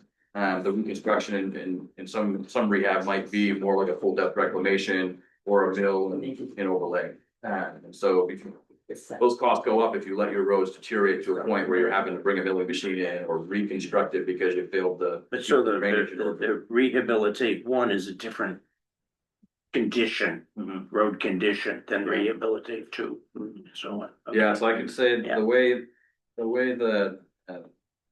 I've been able to build it out based on, more recent unit pricing we've had from other projects. The preventative 2, for example, with an overlay and shoulder work. If you're gonna add 1.5 inches or 1.25 inches to some of those roads, I can take that. You're presumably gonna want to add some sort of material. Probably it's been deteriorated and it's already 2-inch drop as it is. And so being able to add that's about 160,000 a mile for that type of work as I've budgeted it.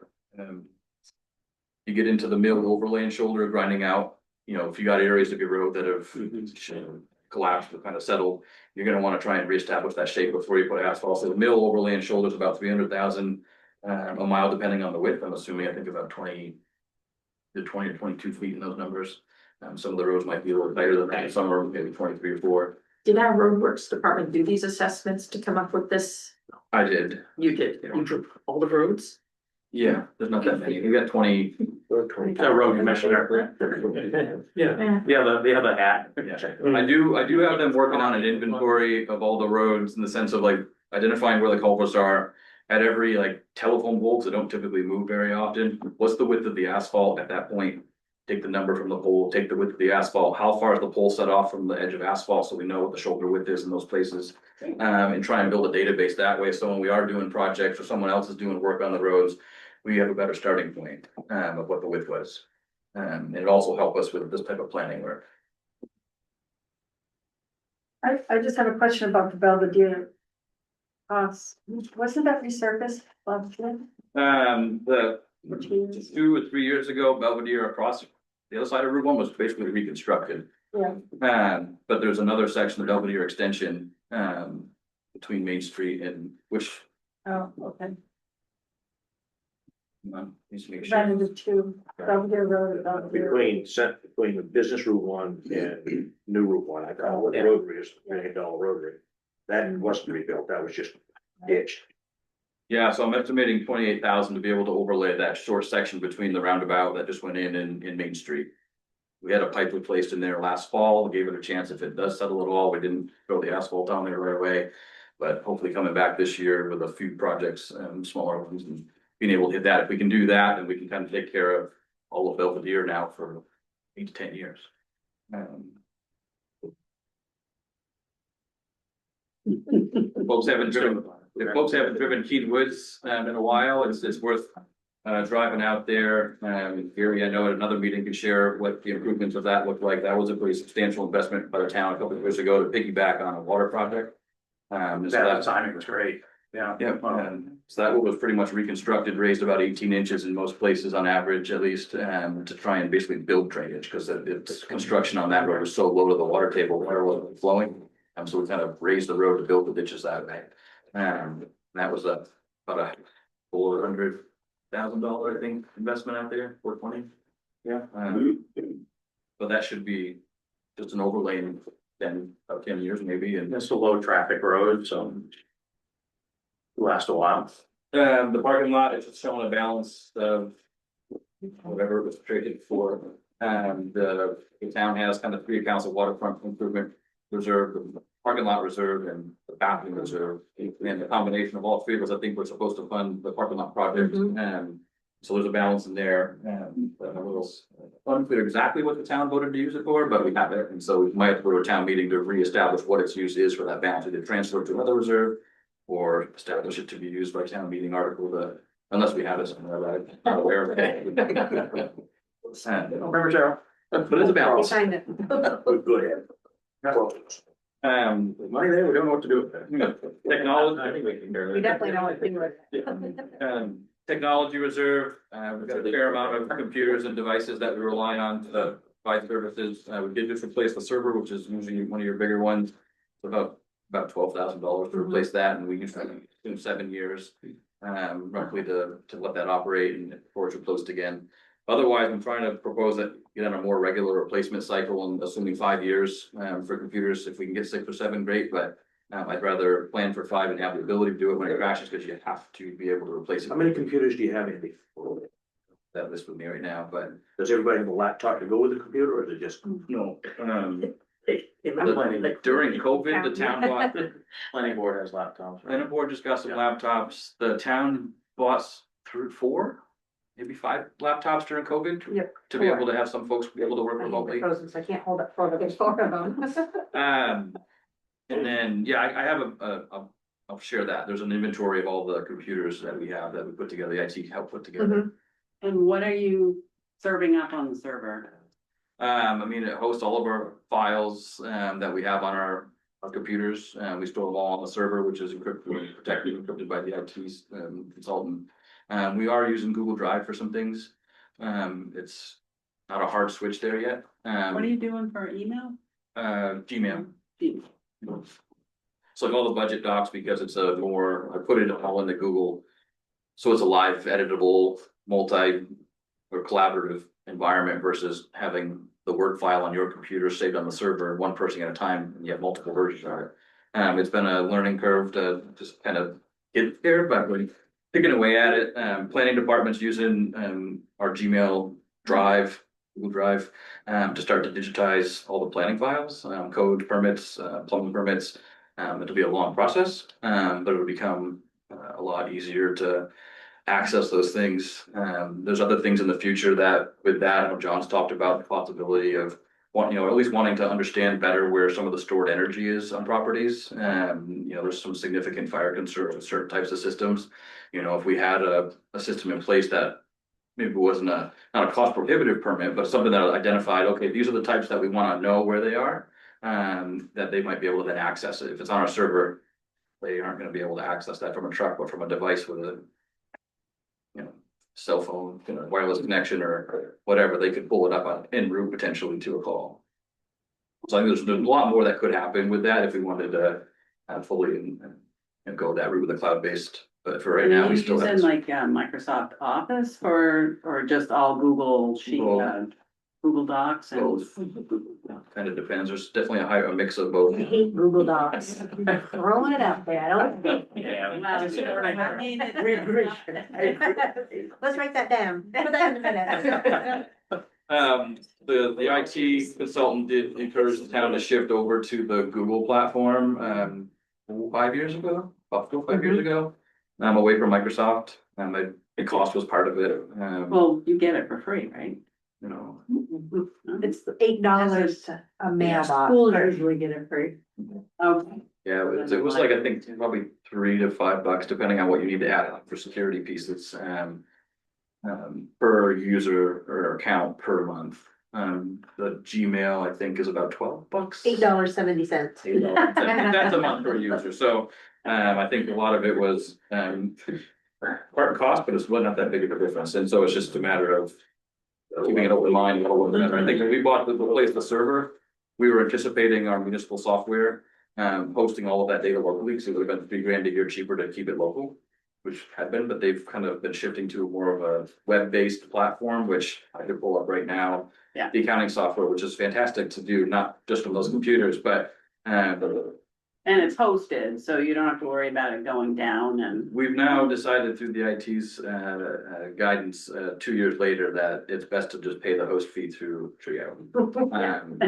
Had we had that advice 2 years ago, we probably wouldn't have done the server. Scale back our server. A lot of the police camera footage is now stored on the cloud through the new software, the new program company that they utilize, Axon.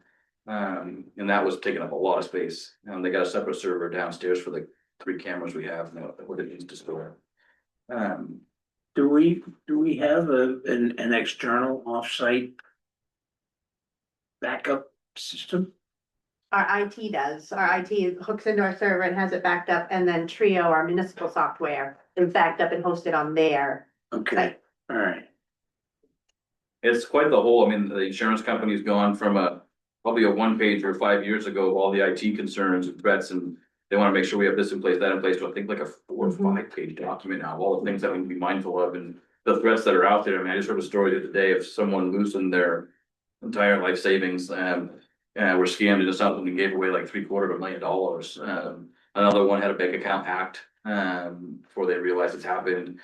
So it's incredible. Towns have been held ransom. Well, the ransomware is a big. Oh, yeah. concern. Yeah. So make sure they're changing the passwords. Yep. The password. And one of the things that you have to Good that watch, hackers know We that. have to I think we only get 45 days, and we have to change our password every 45 days. is So then we a lot call of- IT and a lot of say, I forgot my password, software, and you reset it again. gets too old, it no longer gets supported. You don't get the patches and the security. So there's a point at which even at Fourth home, updates, really. that the stuff you've got's gotta be replaced, because it's no longer We have complaint. working. Police got nailed several years Yeah. ago. Yeah. We had to pay Something. a ransom. The county did. I was making sure she didn't remember okay from school, so I was making sure I'm gonna take her to the doctor. Okay. The cemetery account, we're ready to go to that one. Here's the comp plan. Comp plan, that's, I don't think anything proposed for this. Nothing Here, here. there's a very small balance in that from the recent work. Depending on how we wanna go about it in the future, You know, if it's all consultant based, if it's all staff based, that's gonna be a big difference. I think we were about probably $25,000 to $85,000 this time around using primarily staff support. We did end up hiring the person transitioned out of the staff role and became a consultant, and was able to focus on that specifically. But every 10 years, this is recommended to come up with a new comp plan, and so I'm thinking maybe we should not wait for year 10 and then say we need, 50 grand. You know, can we put a little bit in that? Not right away, but small amounts over that time frame would get us where we need to be. And can provide a lot of flexibility for support. Cemetery. The biggest needs there, there's some big old trees in some of these old cemeteries, and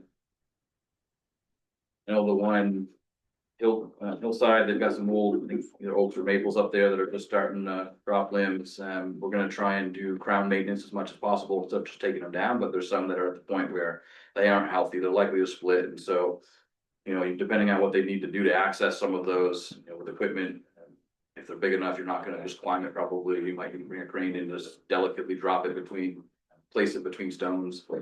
You could be running upwards of $4 or $5 grand for something like that, easily. The cemetery down at the corner, you don't see it from the road, the corner of Back Meadow in Egypt, it's down in the woods. There's some pretty significant towering pines. All big pine in there. Down in there, I mean, if you had to guess the height of those, what, 70? Oh, yeah, they're big, they're old. 70 feet, and they're probably about that big around, and there's a stream to cross, and there's a wetland in behind Mackie Ray's place, you're not getting equipment in there. It's a beautiful spot down there, but you can't get it. And so that one is a total crapshoot, we need to get someone to kind of give us a sense, because I think they're big white, not white pines, are they white pines? Yeah. At some point, at some point, they just fall apart, and they're huge. How many cemeteries are we responsible for? 20. I mean, whole cemeteries, I think there's like 5 or 6, but then we have to maintain all the veterans' graves and all the cemeteries. Quite a few. Yeah, I think there's like 13 in total. It's supposed to be a bid opening tomorrow for that service. The next 3 years. Patty found us an extra one a couple of years, so she just knocked that in there. The other one, He just left the dead. Detective, I'm sure. the other upcoming expense on that Hillside Lane, needs work. My thought was to try and piggyback that on to the Church Street or Hodgson Street work that would be coming up.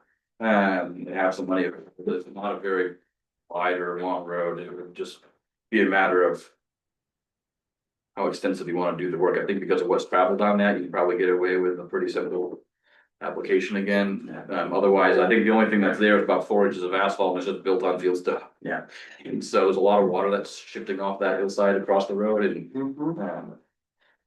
that for that matter, you could build a solid gravel road through there too, potentially. Just to work out its place. So that, I'll forward some for that, and then they've been, the trustees have been talking periodically, about the future expansion needs. I mean, at some point, we don't want to think about it, but at some point, we aren't gonna have enough plots for folks that want to be there. Where do we expand? How do we expand? There's more cremations these days, and so they've talked about trying to get numbers and the idea of Columbarium. somewhere, where you're able to put a lot more in a vertical stack. So they've been looking at different designs in other places in the Northeast, trying to keep in line with our character of the stone granite stuff. Questions on that? You can also donate your body to a medical facility.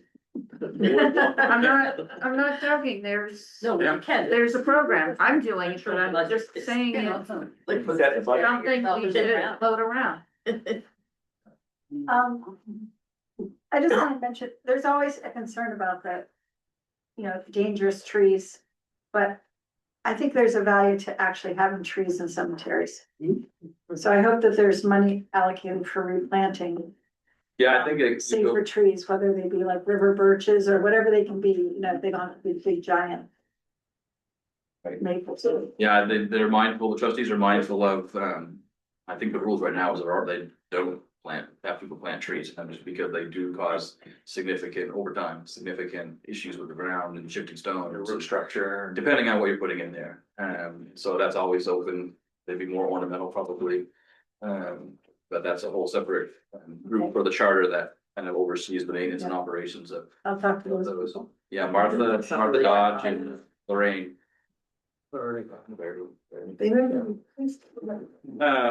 Landfill account, we stopped putting money into that a couple years ago. There's a balance of about 20 grand. We were doing some of the annual mowing out of that for $500 or $600 a year, and we've shifted that over to the, I believe, over to the capital line or the operating line, because it's not really capital.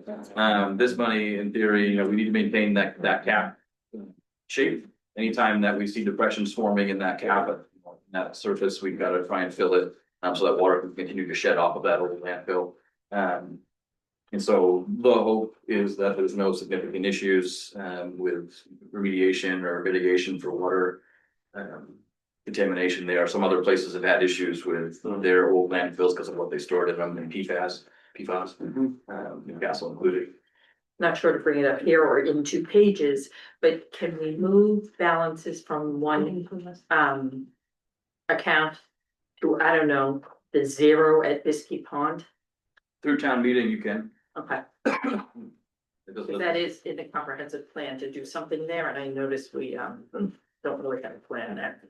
Yes, a couple of years ago, it became pretty obvious when I proposed that we start funding an access point that's a little more suitable for fire and emergency access, for example. It was discussed briefly here and pretty well shot down quickly, so I haven't proposed funding that in the last couple of years, but certainly worth hearing folks' thoughts about that. Yeah, I've got pictures of when we had to launch the boat at Bisbee, and the bumper of the truck has to be underwater. Yes. The exhaust system is underwater, the bottom of the engine is in the water. It's not. We just lost a truck in the lake, so if you one of. We're not launching it, it's not here. If we needed to do a truck here on this. The voters approved money for certain uses. And if we're gonna take a bunch of that and not use it for that use, in this instance, for some pretty obvious reasons, we need the permission of the people that told us we could do that. So. Town clock, that stuff being proactively funded a couple years ago, major improvements and upgrades for making that, digitize it. So it leaves a balance in there to be able The back was to. fair. Oh, it is? Yep. And so that's It is the inside of the works. We still carry the balance. Took that whole thing down and replaced. Oh, it. I remember that, but I didn't realize the town funded. Yep. I don't know why, just wouldn't know why. There was some thunder also. Yeah. And the landfill. Biscuit Beach, anything that add to Biscuit Beach at this point? We talked about Biscuit Beach, I don't have anything proposed in that. Or the 2 year. pages. But that property revaluation, we signed the contract to have that performed. The target date for that to be completed is for tax year 29, so July, effective July or April 1, tax year April 1, 2028. Or our fiscal year 29. The state's tax year on fiscal year are all the months. But that's on track. We had a initial meeting with the company doing that a couple weeks ago. We'll start being in town soon. We'll start putting information out to the public. That was a $230,000 or $35,000 cost. Money's been put forward to that the last few years. Once we knew what the contracted cost was, these appropriations would get us to that balance, and then presumably we may want to start thinking of putting some money in there for the next one. It's been about 20 years since the last one's been done. Folks are probably aware of what property values are going for on the market and what yours is assessed for. There's some big gaps in different parts of town.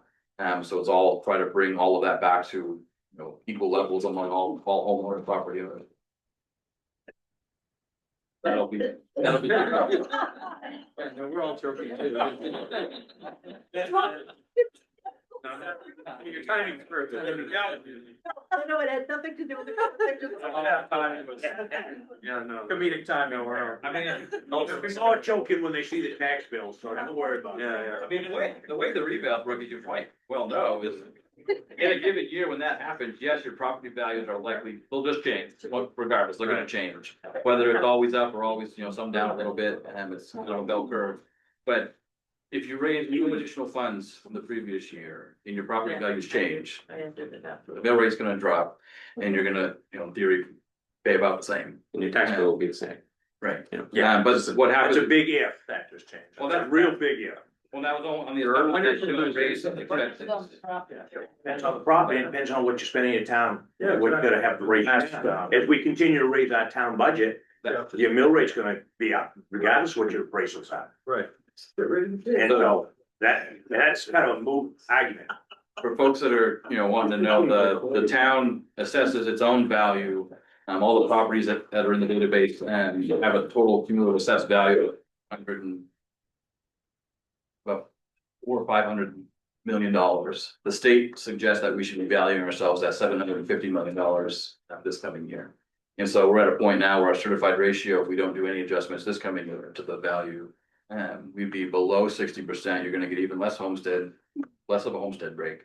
It'll be out of compliance, which is why we're aiming for the rebound. And so there'll be a factor consideration again by the Board of Assessors based on the contractor's recommendation. We did, was it 2 years ago? It was, That's what we did last year, right? 2 years ago, 17, it was a factor. they recommended holding another year. 17 or something, yeah. But as that reevaluation goes up, will also be county tax will go up as well. It would. Yeah, but everyone's, I can share that spreadsheet as well when we get the operating budget out and kind of track over the last 10 or 15 years, how all the other towns have changed. Bristol, South Bristol, not surprisingly, kind of lead, Booth Bay, leads in those increases year over year. We're kind of right in average, actually. It's not a small number in terms of what No, it's the not. values are, but we're kind of on average. But it's interesting to kind of see how those jump year to year.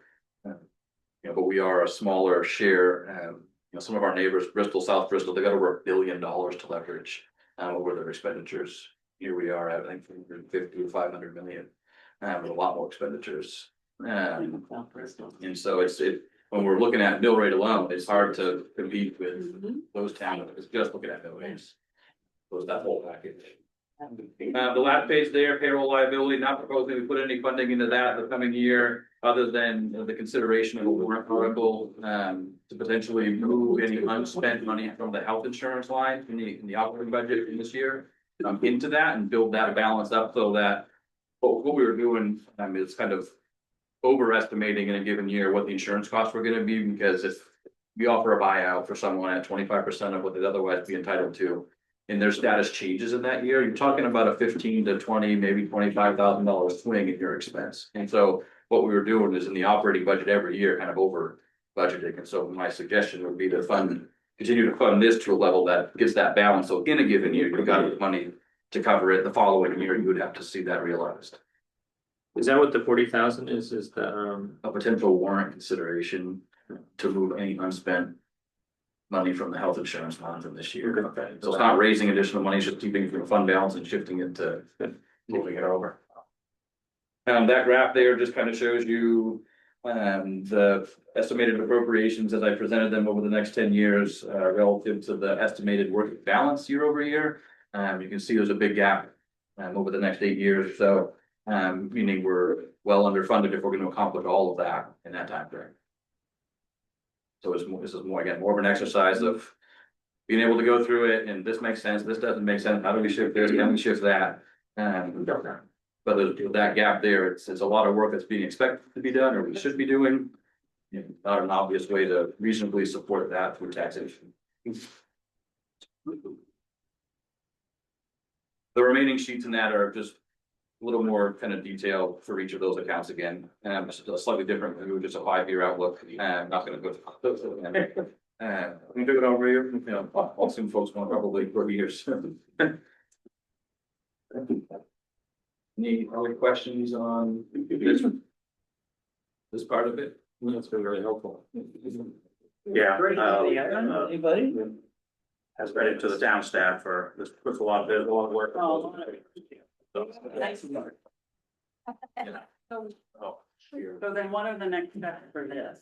Is this? So the February 9, 10, and 11, we had kind of earmarked for reviewing the operating budget, hearing presentations from department heads for that, those budget items.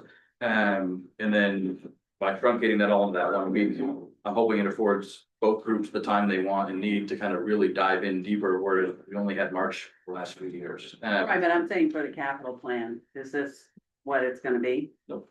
Oh, okay, Nope, so so there the way- will be another opportunity. Proposals and Yeah. then recommendations from respective boards, depending on, And get the operating budget in and, yeah. The way the town meeting warrant works is the recommendation, staff makes a recommendation to me, I'm making a recommendation to the select board. The select board makes a recommendation to the budget committee. Both groups put their own number on the article, and it's historically said to see what sum should be raised, and it's on the floor, someone picks a number the same or different. Higher or lower, than either of those, and so they're kind of independent recommendations to the voters. So when do we act on these capital budget proposals? I refer to your chair we have to potentially, skip March, probably yeah. middle or end of February and through March. I don't have an Yeah. exact date, And but it's 9th and 11th. So the That process. 3 days in February are strictly operating budget. Presentations. Presentations. right. Right. Well, No and votes. voting, Depend on your, right? and later voting on those line items later, right? Yeah, I hope later, I hope folks will wanna take an opportunity to hear some departments. Try and put all this into perspective, and then come back with, some more questions, hopefully, some recommendations on, well, maybe we just can't do this year, but okay, maybe can we put this out a couple more years, we're trying to build in that more time. So folks feel like this isn't all said and done at this point, this is very much a working doc for both of you now. Well, as we spoke earlier, sometimes there's some updates too, we just have some differences in department recommendations and manager recommendations, so sometimes you might consider it a draft, draft one, so. A little bit of time, so. You can tell them there, people are booked from. If we do need to add the operating and a few other resources, that we'd like to add, if you wanna take them home, you can, we'll have those other sheets available the next time you're here, or you can pick them up in between, we're gonna aim, depending on what Monday looks like. Pretty much from 1 inch to 8 inches, depending on when the storm hits and how much it is, we might be delayed or something, but, we're gonna work to get it out next week. So folks have, about a week to be able to review the operating before the presentations. Get your questions, if you have questions, before that meeting and you wanna ask them, so we might have the answer when the meeting happens, just reach out. And you have that Google sheet available that I'm trying to populate as questions come in, so everyone has a chance to see it. Yeah, otherwise the next meeting would be the 9th, Lord willing, weather permitting. See you on the 9th. Our books here for you to update. If you'd like to, we can just fill them and you can pick them up next time. Wanna take it? Yeah, bring some notes in. If you have any notes, if you've written in your budget books, your initials on them. Yeah, put your name, Because put they're your gonna- name like on the front of the sheet Yeah. or something, so. Front sheet, but not on the- Oh, okay. Yeah. Yeah, they're gonna put Put your the name on operating it, I'll budget make in. sure you get your own book. You can take it, but you gotta bring it back, put it in, but if you leave it here, just. Yeah, we'll get you the sheets one way or the other. Just because this is only the capital, so we still have a whole stack to put in the budget book and operate. To adjourn. And when you. I think what he has. Second. All those in favor? Yeah. We got. I'm on it. Thanks, Gary. Yeah.